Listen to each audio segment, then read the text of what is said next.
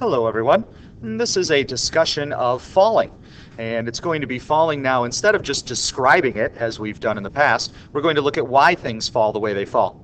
So let's take a look first at our special case of free fall. If you remember, something that is free falling means that only gravity is acting on it. We're going to neglect all air resistance effects. Ideally, this is in a vacuum. So let's do a quick little force diagram of something freely falling. There's our object.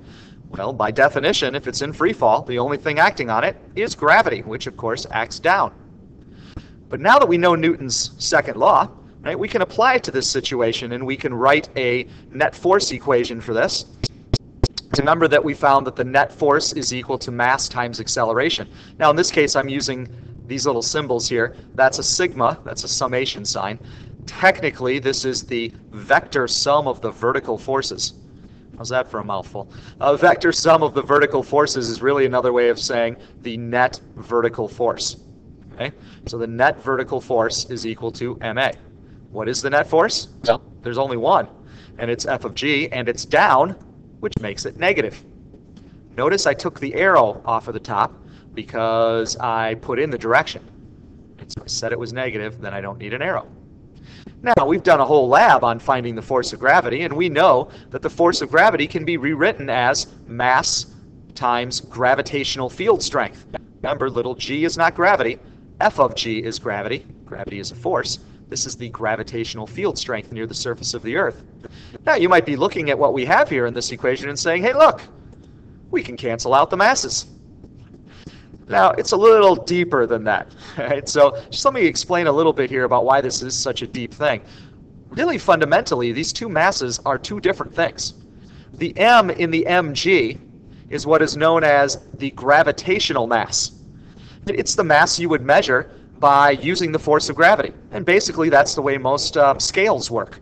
So if you step on a bathroom scale, what you're really measuring is how much gravity is pulling on you. And so you're measuring and then you're converting over to a mass. That's what we do when we set something on the electronic balance in the side of the room.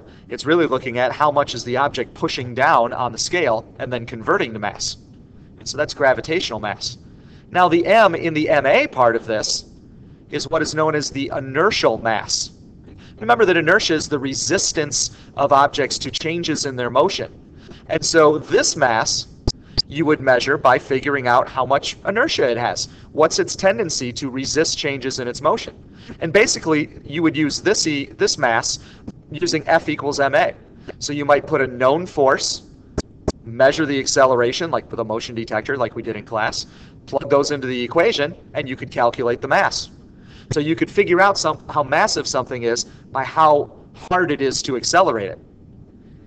Now, if you listen to those two definitions, they really have nothing to do with one another. And so for centuries, scientists did experiments where they tried to divine a difference. Was there any difference in the gravitational mass of an object and the inertial mass of an object?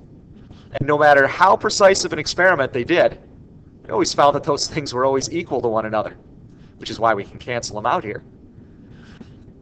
But it was really something that they couldn't explain why it was. And in fact, if you study enough physics, you'll eventually get to Einstein's theory of general relativity.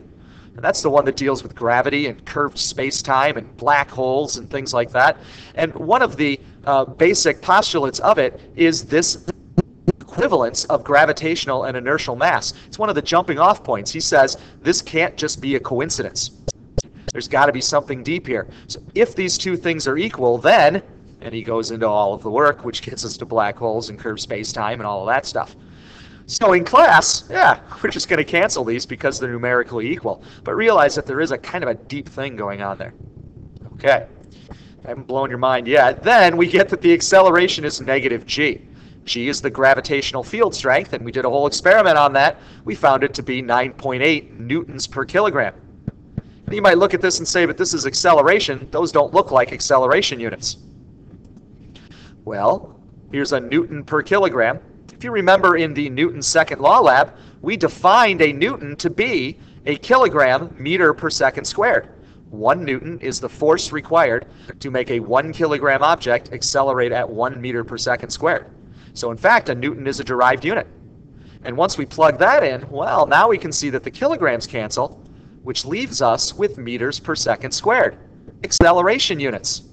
So negative 9.8 newtons per kilogram is equivalent to negative 9.8 meters per second squared. You might remember when those numbers came up in the labs, we said, you know, these weren't just a coincidence that we got 9.8 in both of the force of gravity labs and the free fall lab. That there's a deep reason why, and really it's tied through Newton's second law. This is showing that we should get the same result for both of those. Again, don't be sloppy with your units. If you're talking about a gravitational field strength, you should use newtons per kilogram. So in mg, it's a newton per kilogram. If, however, you're using it as an acceleration, like in a kinematic equation, or an F equals ma, it should be 9.8 meters per second squared.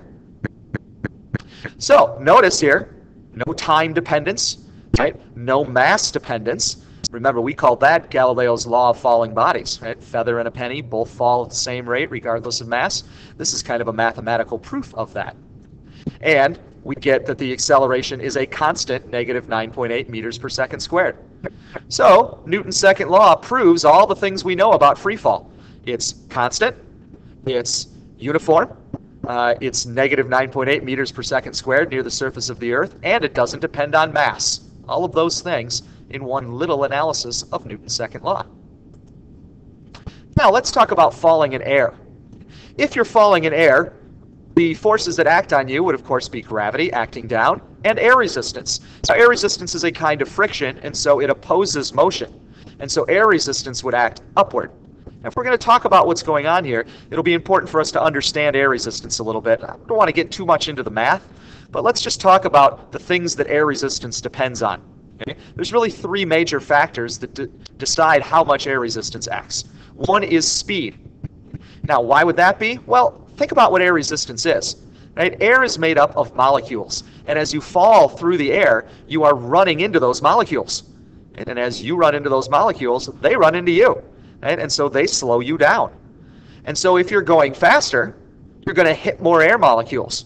And so you will have more air resistance. So an increase in speed means more air resistance. A second factor in air resistance is what's called surface area. If you want to get real technical, it's cross-sectional surface area. But just basically, how much surface do you have in the direction that you're moving?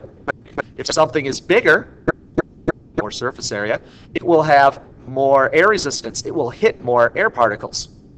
Something smaller, it'll hit fewer air particles and have less air resistance. So more surface area, more air resistance. If this guy stays spread eagle like he is in the picture, he'll have more air resistance than if he gets into a ball.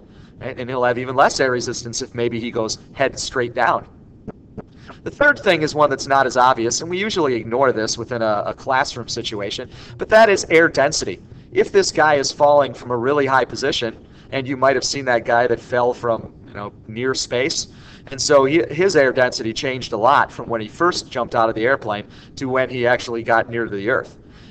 If something is more dense, if air is more dense, there's more air particles there, and so you'll get more air resistance.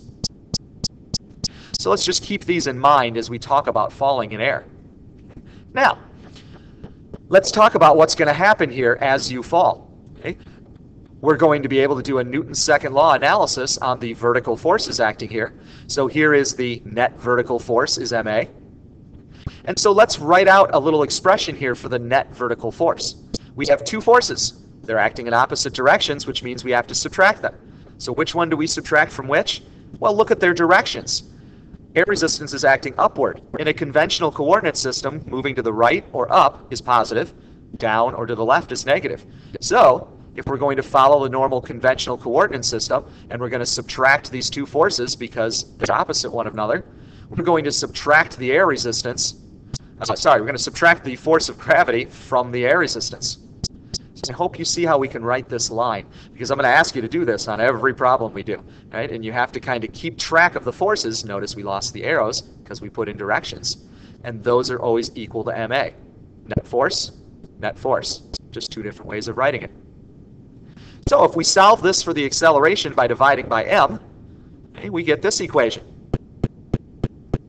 So what's going to happen here?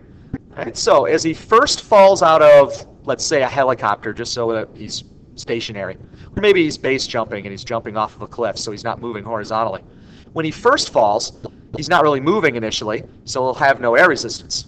He won't in any particles. So that leaves us with negative f of g over m, which, as we saw previously, gives us an acceleration of negative 9.8. So he'll free fall. But as soon as he starts accelerating, now his speed is increasing. And as his speed increases, his air resistance increases. And as his air resistance increases, his net force will decrease, because you're subtracting. And as his net force decreases, his acceleration will decrease. Now, got to be a little careful here. What does it mean to have less of an acceleration? It doesn't mean that he's slowing down. Right? What it means is that he's not speeding up as quickly. Remember that acceleration is how quickly you're changing your velocity. So if you have a smaller number, it means you're changing your velocity less quickly. So he's still falling, still going down, still accelerating. He's just not accelerating as fast. So maybe when he first falls out of the helicopter, he's speeding up 9.8 meters per second every second that goes by. But as he speeds up, now he's only speeding up 9 meters per second every second, and then 8 meters per second every second, and 7 meters per second every second. And so he's speeding up, but at a slower rate. And that is until a special situation occurs. And that special situation occurs when air resistance builds up enough to balance out the force of gravity. When air resistance balances out the force of gravity, now your net force is 0 and your acceleration is 0. This is called terminal velocity. Now, again, be careful. An acceleration of 0 doesn't mean he just stops and hovers in midair. It means he keeps falling. He just doesn't get any faster unless something changes. So he'll get terminal velocity here. Now, for a typical human being with no parachute open, terminal velocity is somewhere between 150 and 200 kilometers per hour, which in English system is 90 miles per hour to about 125 miles per hour. The difference here will be how heavy he is and whether he's spread eagle or he's head down or curled up in a ball. That will kind of affect these things. But very fast and not really survivable in most cases. So what do you do, of course, as a skydiver? Well, you open a parachute. You still have the force of gravity acting on you, but now your parachute increases your surface area dramatically, which increases your air resistance dramatically. Now your air resistance is bigger than your force of gravity, which means you now have a net force which acts upward. But you're falling downward. So if you have a net force that acts upward and an acceleration that acts upward, it doesn't mean you go upward. It means that you fall down and slow down. Remember, when your acceleration acts in a direction opposite your motion, it means you're slowing down. And you might be saying to yourself, wait a minute, when I watch footage of somebody skydiving, and they give me that close-up of that guy skydiving, when he opens his parachute, he shoots up through the frame of the camera. Yes, he does, but remember, that's only because the guy holding the camera hasn't opened his parachute yet, so he's falling faster than the other guy.